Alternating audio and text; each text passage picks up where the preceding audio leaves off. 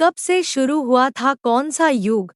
शास्त्रों में वर्णित युग सतयुग, त्रेता युग, द्वापर युग, कलयुग। हर युग की अपनी एक खास विशेषता है। चारों युगों में सबसे कम है कलयुग की अवधि। युग का अर्थ होता है एक निश्चित काल अवधि। 4 युगों अर्थात सतयुग, त्रेता युग, द्वापर युग और कलयुग में काफी अंतर है।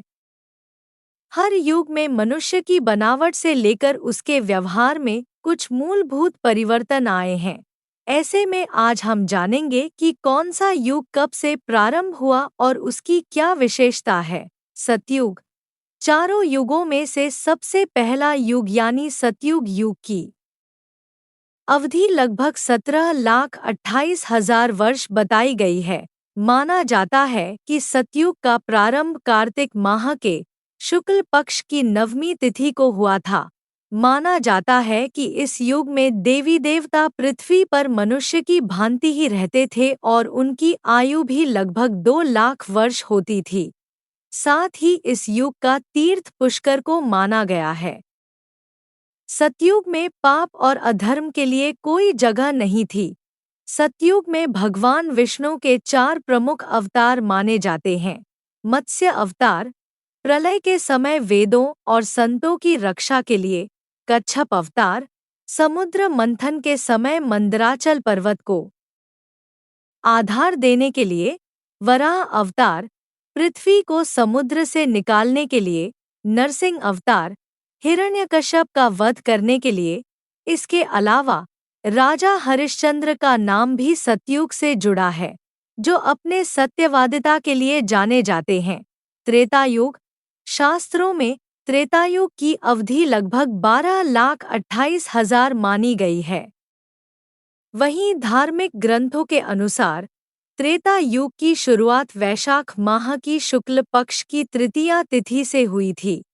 माना जाता है कि इस युग में मनुष्य की आयु लगभग 10,000 वर्ष होती थी और तीर्थ नैमिषारण्य था। भगवान विष्णु के 3 प्रमुख अवतार माने जाते हैं। वामन, यह भगवान विष्णु का बौने रूप में अवतार था, जिन्होंने राजा बलि से स्वर्ग वापस लेने के लिए अवतार लिया था। परशुराम, यह भगवान विष्णु का एक और अवतार था, जो ब्राह्मणों के रक्षक और क्षत्रियों के विनाशक के रूप में जाने जाते हैं।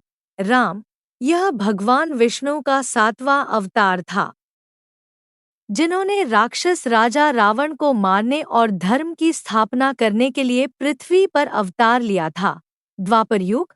हिंदू शास्त्रों में वर्णित है कि द्वापर युग की अवधि लगभग 8,64,000 है और यह युग माघ माह के कृष्ण अमावस्या से शुरू हुआ था।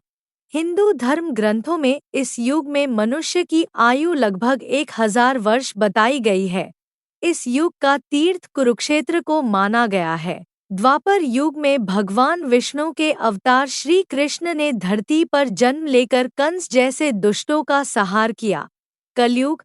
धार्मिक ग्रंथ के अनुसार वर्तमान युग यानी कलयुग की अवधि तीनों युगों में सबसे कम यानी 4,32,000 वर्ष है।